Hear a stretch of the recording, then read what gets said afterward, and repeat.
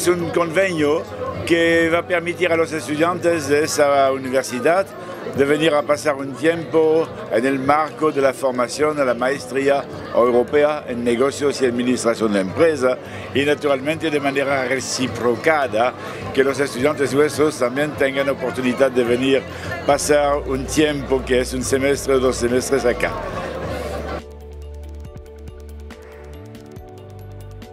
Van a descubrir una cultura de management de un país líder de la Unión Europea. Van a descubrir en un país que no es hispanohablante de Europa la diversidad europea.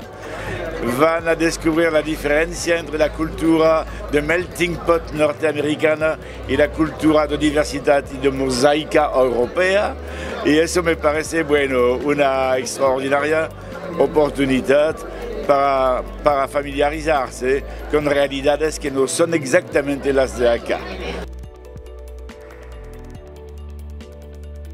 Perú es un país que está en una fase de desarrollo de reconocimiento.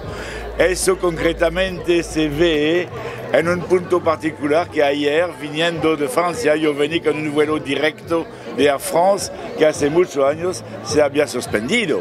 Y cuando una compañía como Air France inicia un vuelo directo, da una señal de una dinámica económica, de un desarrollo internacional que naturalmente, bueno, está vinculado a problemas muy específicos como la justicia, en particular la justicia social, que la mayoría de los ciudadanos del país también pueden disfrutar y mejorar su condición.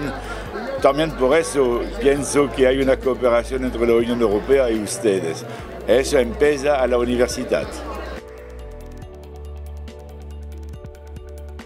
La cultura peruana, señor, el arte, bueno, el pisco hace parte de la cultura como el vino en Francia hace parte también, y los buenos vinos, pero no, yo pienso también todo lo que es la cultura peruana, todo lo que es la arte muy específica, los sitios arqueológicos, los paisajes. Desafortunadamente conozco pocos, pero yo sé que lo mejor, cuando estoy jubilado, voy a tener mucho que hacer para ver todo lo que hay que ver en su país, señor.